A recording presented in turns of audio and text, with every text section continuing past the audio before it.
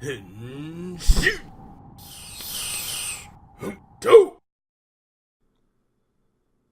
guys, welcome to this episode of the Go Mango Tokukast. I'm your host of Frozen Stratos. Here with me today we have Makotoa. My dude, welcome back. On today's show, we will be reviewing Space 30 of Uchuu Sentai Kyuranger. 31! No, 31. Yeah. It is Space 31. 30 was last week. Anyway, yeah, dude. What a tearjerker. This episode, honestly, this episode set itself up for disappointment. Like, there was this weird scene where Naga just Balance and Lucky fly into the nose of Naga and travel into his brain. There are a couple Nagas having a... Like, it could have gone horribly wrong but I feel like what really brought it back was the emotional resonance of this episode. Oh, for sure. And we've been, like, not necessarily fighting it, but we've had this in the back of our mind for weeks, you know. I hope Naga's okay, you know, like, yeah. I want to see them back together. I want to see Naga and Balance be friends again, and to finally get that, you know, release after weeks of build-up. It's... I'm making it sound weird, but it's cathartic, especially for the audience. I feel like they handled it really well. I didn't feel like I was getting cheated out of seeing these two together. Because, like, you know how some shows would throw wrenches in the plan just for the sake of it? This show didn't feel that way. Everything felt like it flowed. Everything felt natural in terms of the experiences and the conflicts that arose from it and around it. I would like to say that this show has it's now, I think, a little bit of a pattern, because we had some towards the beginning of the show with frick. Why am I always blanking when I need to remember things? Stinger and Champ. Those two and their little arc that they had going on. There were some unresolved, like, conflicts going on for a while. Like when Stinger first joined the crew, Champ didn't like him, and that didn't go resolved for a while. And then when they finally kind of got together and got along, not long after that, Champ gets destroyed pretty much, and then there's a long period of time where Champ is just out of the picture. See, I feel like they got better at it, though. Yeah, you're right. You know what I mean? Because, like, in terms of the Champ and Stinger stuff, they really just kind of forgot about it for a while and then brought it back in. I mean, like, it isn't really as bad as, obviously not as bad as what Zyuohger did, and, like, just had entire weeks, maybe even months go by without even acknowledging the main plot. But, we dove right into it, and I feel like they're getting better at least, you know, reminding you, yeah? Yeah.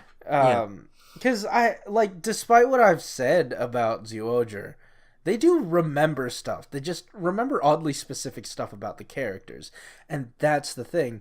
Like, Sentai remembers character stuff, and I feel like that in a show with lots of characters and those characters interwoven, like actually interwoven with the plot, like they are part of the story. And I hate to keep, you know, slamming on Zyuohger, because I love Zyuohger, don't get me wrong, characters are great, but the characters from the show really had nothing to do with the characters, or the main characters had nothing to do with the villains. Here, like, the universe, sure, it's this, you know, oh, hey, gonna take over the world, gonna take over the universe sort of thing, but it's done so in a way where it's affected everyone. It's more integrated into everything. Like things affect the character problems come into effect with the actual plot a lot of the time. And it's not this, it doesn't feel shoveled in there. It feels like, wow, Champ got killed and now Stinger is trying to, like, you know, go on a suicide mission almost. And that's immediately when and then the Argos almost got, like, completely taken because of that. Like, all 3 of the Qtamas that they were collecting at the time. So there were stakes that were involved, like, with the main plot, but also with the character interactions and their plot going on. And I feel like it was that, you know, quote unquote killing off Champ. That really cemented, like, we know he's coming back, but this show is willing to sideline characters and at least frustrate the audience a little bit, you know? Yeah. Like, give them a little bit of, a grab to keep going. And I feel like that's really the strength of this show. It knows just where to pull. And just who to pull. Because now we're out... We're out Champ again! Holy crap! We're out Champ again! And not just that, Show. He's just gone. Show is so lovable too. Like, I can't. Wait, no, there's a great transition. You're ruining it. And we are out another character whom we haven't checked in with in months, and that would be Washi Pink's uncle, Orion, the ship. It feels like we've kind of lost him, I guess. Like, he never really did anything other than be the ship, and we just kind of forgot that he was supposedly right. But like, but here's the thing: Raptor's awesome. Raptor's my favorite, and if she's sad, I'm friggin' sad. Of course. And like, in hindsight, like, we forget. You know, the audience. I think the reason why we had this as the teaser at the end with Washi Pink, you know, talking to her uncle and saying these things is because I think it was to remind the audience, this is an actual character that has been going through all of this stuff. Well, not necessarily a character, but like a being, a person. Okay, let's call it that. That was affected, because like I half expected to become an actual humanoid, like, at some point. I don't know that we can actually call him a character. Like, to us, he's not really a character. Not yet, at least. But to them, he is, or to her, she's someone. And to, like, for them to have established that, or to have executed that so easily in this last bit, like, I mean, also props to the voice actor, Mao Ichimi, you know, Luca Milfi. She really gives a lot of depth to Raptor, and I feel like for the few seconds it got toward the end, I was grabbed. I need to know what happened to her uncle. And also, who actually built the ship? Was it Orion? Where did they get the ship from? Why would Orion make a ship of himself and then name it Orion? Yeah, well, that's a confusing little, like, thing we need to probably be no. But also on top of that, Otori Tsurugi created Raptor, and so and the ship is her uncle. That means this ship was around when Orion was actually around. Yeah. Yeah. So, did Tsurugi make a ship named the Orion after his good buddy Orion? You know, that would probably make sense. I think that would be a good explanation. Especially... I have another question, or at least, you know what? He did say that, like, Raptor is, like, not a descendant, I'm looking for the right word, but, like, another...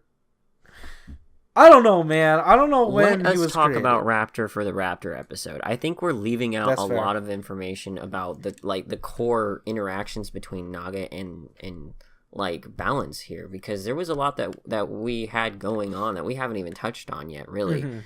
You know, at the beginning when we saw them initially like fight each other, and then we thought, well, I didn't think that they had been annihilated, but 100%. I honestly thought that the team did, though, because it was a good reaction, especially by freaking Spada. He was just like, he cracked his voice a little bit there, and I was just like, dang, they were really into it. Fooled me, but I mean, I like, and it served its purpose. I wouldn't say I was underwhelmed. I was just a little confused, especially how weird this episode got, but it did in service of a really great fight scene, a really great Naga focused power up. Like I still can't get over how just one of the side characters has a power up. There have glad been, he gets to keep it too. Yeah, there have been so many annoying complaints out there that have been like, oh man, Sentai's been so red focused. Why does he always get the power up? Well, you happy now? You happy? Naga got a friggin' power up, and it's dope. It is wonderful. Y'all calm down. This is incredible. I mean, it doesn't look as good as I'd like it, but the fact that it is there. And the it's I feel like it was earned. It was totally earned. It feels earned, especially I can control my anger now. Holy crap. That was sick. Oh, you know what else was sick? But not like the good sick, but like the bad sick? When Naga was fighting his female version, and then he used his stun power, then moved her arm to have her shoot herself. That was messed up. That was getting brutal. That was getting brutal. I mean, like, it wasn't going to happen in this show, but like, no, the implications were there. Mm-hmm. Huh. Yeah. And again, say what you will about current Red Rangers, but honestly, Lucky has been pretty good recently, and even though he kind of stole the spotlight, he really shared it with Naga. Mm-hmm. In terms of the final fight, it was great. Also, I want to give a huge shout out to that mini magistrate that grew into a regular. That made me so happy. I was fooled. I was like, "Oh, where did you come? How'd you leave?" That was quick. And how'd you make it out? And then it was like, okay, I guess here's our Zord battle, but no, that wasn't the Zord battle we got today. Yeah, we got it. That Zord battle was fine. Yeah, it was. Yeah, then the Naga and Balance turned their regular person Zords into guns. So I'm not gonna. It's fine, and again, led to that very good. That very amazing end scene where we get to see the true face of Balance. And that was really emotional. That was very heartwarming. Like, and again, if you want to see our reactions, we got a whole watch along for you to watch right here. That eye icon up above. Yeah. I want to also, and this is for our buddy Alex's sake. Because I know he would have wanted me to comment, or at least want to comment on this himself. But he would have probably said, I don't know. Would he have said that Hammy was still useless? But I did like I liked the hug. I liked the hug. I liked it a lot. I really did.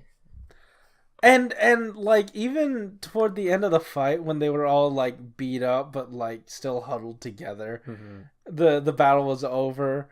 Like, he called out, Balance and Hammy. Yeah, you're right. Like, it struck some chords. I'm glad that she's part of like a little clique now too, because everyone seems to have a little clique going on in the group, and that's fine. Like, I like having the little dynamics going on here and there, but it's good that she's not left out at this point. Yeah, Yeah, and I really want to see her character grow a little more. Mm-hmm. But in time, because my girl Washi Pink is in the spotlight next week.